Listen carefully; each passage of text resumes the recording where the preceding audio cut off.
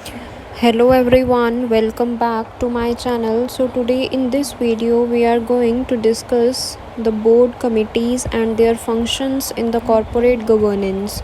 So let us begin with the topic. First comes introduction. The Companies Act 2013 sets out an advanced framework for the good corporate governance.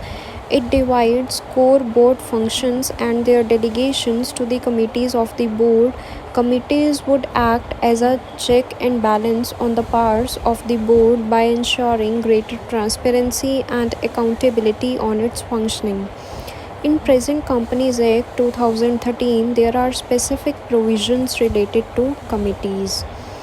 Companies act 2013 ने set किया एक advanced framework for the good corporate governance.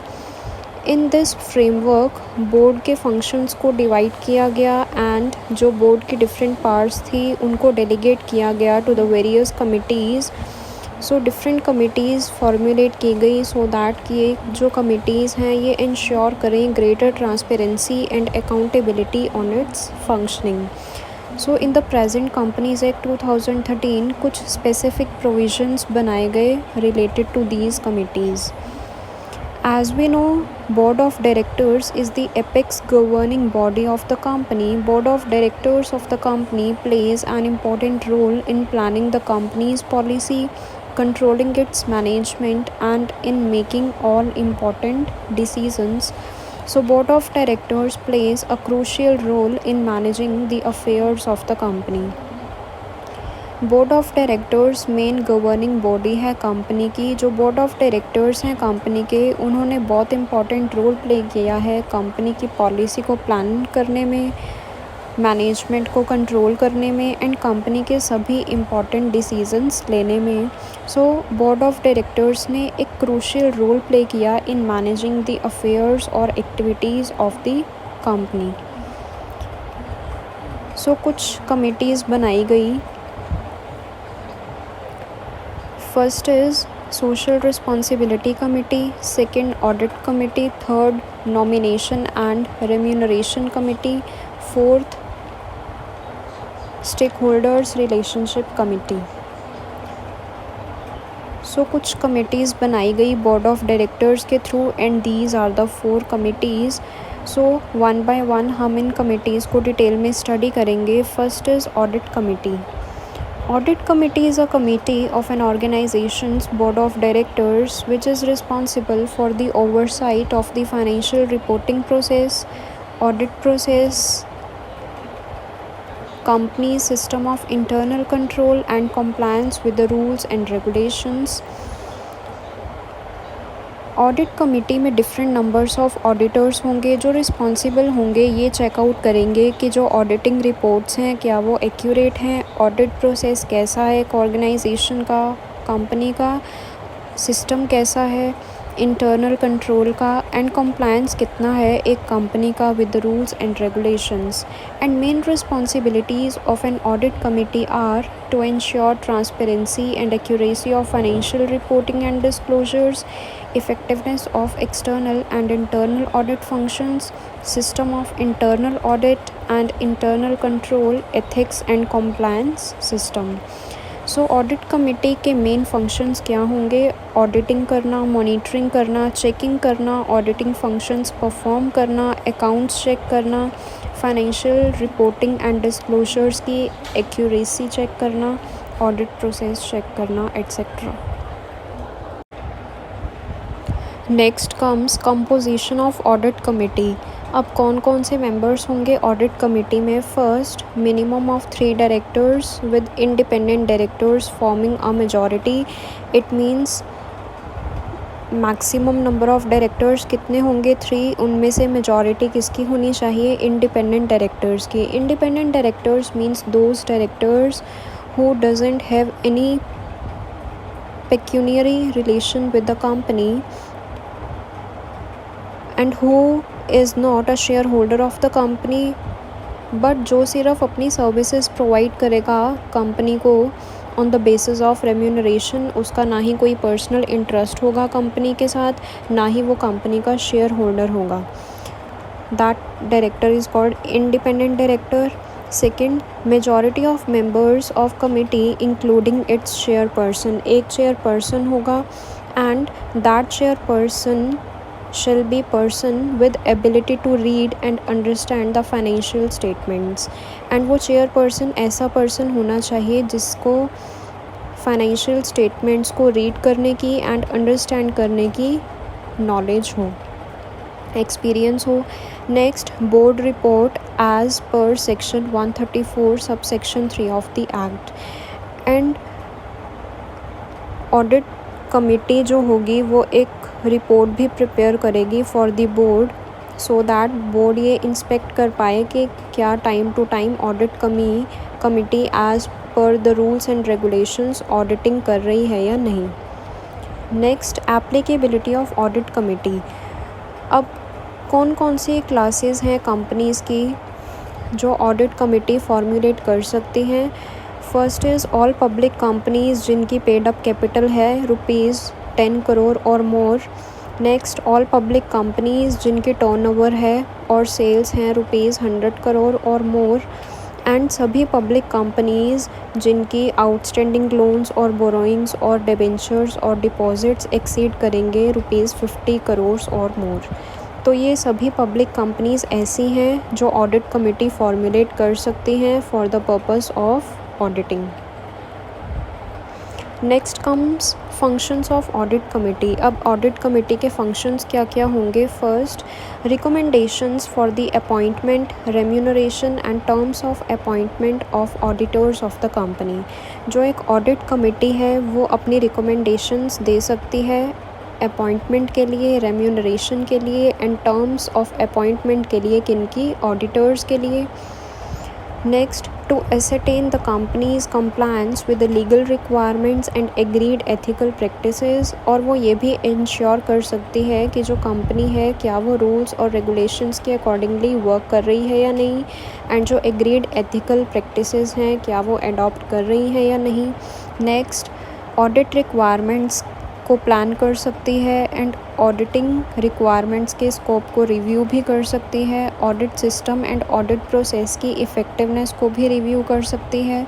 Next, उनका main function क्या होगा? Financial statements को examine करना. Next, audit reports को examine करना. Next, internal financial control system को इवैल्यूएट करना. So these all are the functions of audit committee.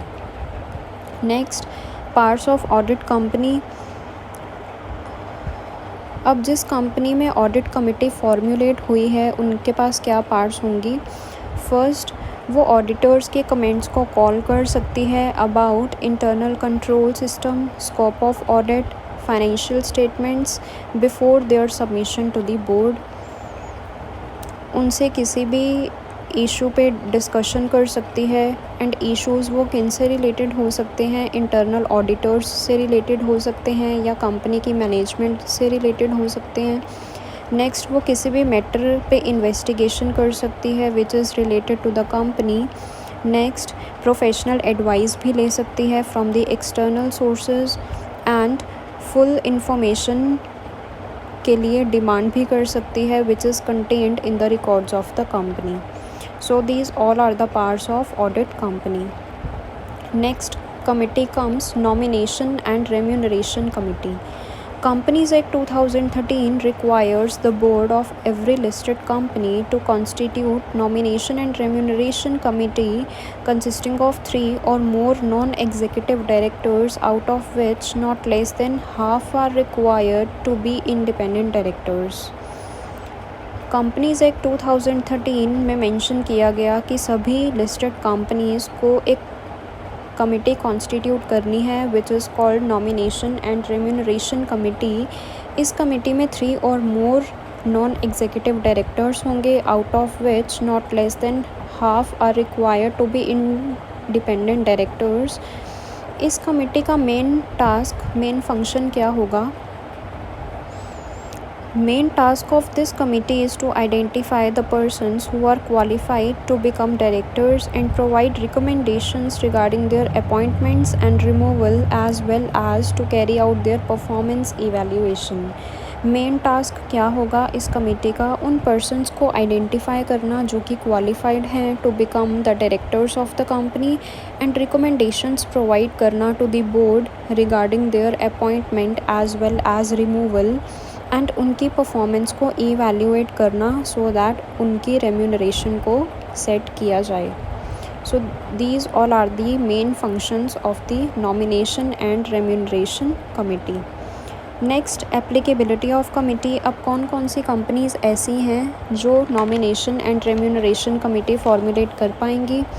Every listed company, सभी लिस्टेड कंपनीज़ फॉर्मुलेट कर सकती हैं nomination and remuneration committee. Next, every public company जिनकी paid up capital होगी ₹100 करोड़ और more and outstanding loans और borrowings और debentures और deposits exceeding ₹50 crore. Next, structure of committee. Committee का स्ट्रक्चर कैसा होगा? 3 और मोर नॉन एग्जीक्यूटिव डायरेक्टर्स होने चाहिए, out of which not less than 1/2 are required to be independent directors and 1 chair person होना चाहिए, वेदर एग्जीक्यूटिव और नॉन एग्जीक्यूटिव, जिसके पास एबिलिटी हो to read and understand the financial statements and who is appointed as member of nomination and remuneration committee. Next, functions of committee. अब nomination and remuneration committee के functions क्या होंगे? Determining the qualifications and positive attributes of directors. मैंने अभी बताया कि main function क्या होगा, उन पर्सन्स को आइडेंटिफाई करना जो कि क्वालिफाइड हैं to become the directors of the company, उनके पॉजिटिव एट्रीब्यूट्स को डिटरमाइन करना. Next, evaluation of directors performance, directors की परफॉर्मेंस को इवैल्यूएट करना.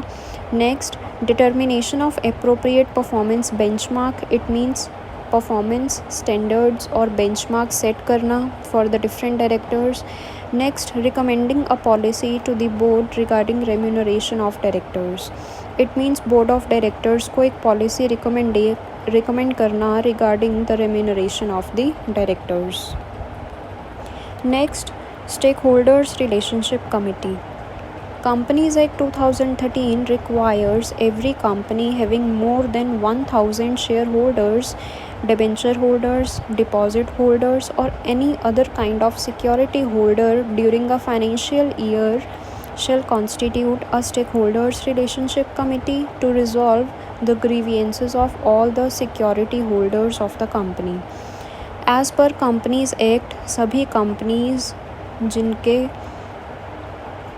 पास मोर देन 1,000 शेयर होल्डर्स हैं, डिबेंचर होल्डर्स हैं, डिपॉजिट होल्डर्स हैं या फिर any other kind of security holders हैं, किसी भी फाइनेंशियल ईयर में उन कंपनीज़ को एक कमिटी कॉन्स्टिट्यूट करनी है which is called stakeholders relationship committee.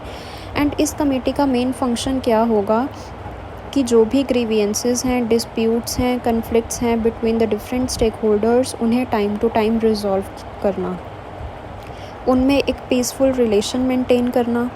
This committee looks into various aspects in the best interest of shareholders, debenture holders and other security holders. इस committee का main task होगा कि company के different aspects की look after करना in the best interest of the various stakeholders of the company.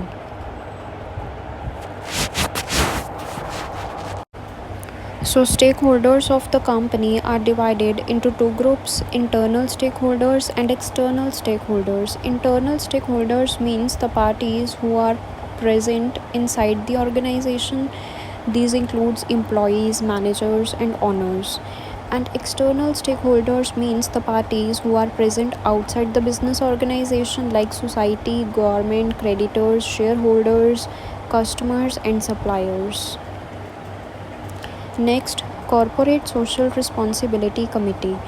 Corporate Social Responsibility Committee is constituted in order to review the performance of the company in the area of corporate social responsibility, submit reports of corporate social responsibility projects or activities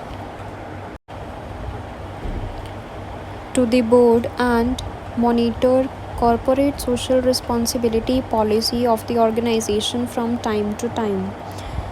CSR committee constitute की गई सो that कि वो company की performance को review कर सके in the area of corporate social responsibility, कि company किस फेवर में सोसाइटी के लिए अपनी रिस्पॉन्सिबिलिटीज़ को फुलफ़िल कर रही है या नहीं। CSR रिपोर्ट्स को प्रिपेयर करना, like CSR activities, CSR projects को टाइम टू टाइम रिव्यू करना एंड रिपोर्ट्स को सबमिट करना टू द बोर्ड, ये CSR कमेटी का फंक्शन है। एंड एट लास्ट ऑर्गेनाइजेशन की CSR पॉलिसी को मॉनिटर करना from time to time, it is another main function of CSR committee. So एक बिज़नेस के लिए मैंडेटरी होगा अपनी कॉरपोरेट सोशल रिस्पॉन्सिबिलिटी को फुलफ़िल करना, बिकॉज लॉन्ग रन एग्जिस्टेंस के लिए एक बिज़नेस को अपनी सभी रिस्पॉन्सिबिलिटीज़ को फुलफ़िल करना होगा towards society. Next, functions of the committee. CSR committee के क्या क्या फंक्शंस होंगे। First is to formulate and recommend CSR policy of an organisation. Organisation की CSR पॉलिसी को फॉर्मुलेट करना, प्लान करना। नेक्स्ट, एस्टिमेट करना, डिटरमाइन करना अमाउंट ऑफ एक्सपेंडिचर को जो कि इनकर्ड होगा on the various CSR activities of the organisation. Next, CSR policy को मॉनिटर करना from time to time. So these are the functions of the CSR committee. Next comes other committees. कुछ different और committees भी formulate की गई through board of directors. First comes investors relation committee. इस committee का main task होगा कि ये चेकआउट करना फ्रॉम टाइम टू टाइम कि ओवरऑल स्टेटस क्या है कंपनी के इन्वेस्टर्स के रिलेशन का एंड पब्लिक रिलेशंस का, and at the same time grievances को रिमूव करना एंड उन्हें गाइडेंस प्रोवाइड करना कि कैसे investors and public relations improve होंगे। एंड इस कमेटी का मेन रोल होगा कि इन्वेस्टर्स एंड पब्लिक रिलेशंस से रिलेटेड सभी एक्टिविटीज़ के रिपोर्ट्स प्रिपेयर करना एंड सबमिट करना to the board of directors on a regular basis. So investors के रिलेशन को बिल्ड करना इस कमेटी का मेन टास्क होगा। Second committee comes risk management committee. ये कमेटी इसलिए फॉर्मुलेट हुई in order to review the company system of risk management. इस कमेटी में मैनेजमेंट होगी एंड एक्सटर्नल मेंबर्स होंगे who have requisite skills, competencies और एट्रीब्यूट्स सो दैट कि वो डिफरेंट रिस्क मैनेजमेंट प्रिंसिपल्स को अप्लाई कर पाएँ in the organisation, so that कि जो रिस्क है उसकी मैनेजमेंट हो पाए। Next, shareholders grievance committee. This committee deals with the complaints regarding the transfer of shares, dividend, annual reports and other matters etc. Main objective इस committee का यही होगा कि जो डिफरेंट शेयर होल्डर्स हैं उनके ग्रीवियंसेस को रिजॉल्व करना। Next, compliance committee. Its main responsibility is to oversee the company's compliance and ethics programs, policies and procedures. इस कमेटी की मेन रिस्पॉन्सिबिलिटी ये होगी कि ये इंश्योर करना कि क्या कंपनी एथिकल प्रैक्टिसेस को फॉलो टाइम टू टाइम कर रही है as per the rules and regulations और not. So these are the different other committees which are formulated by the board of directors. So this is all about our today's video. आज की video में हमने study की different board committees and their functions in the corporate governance. I hope you like my video. If you like my video, then subscribe my channel and give comment in the comment box. Thank you so much.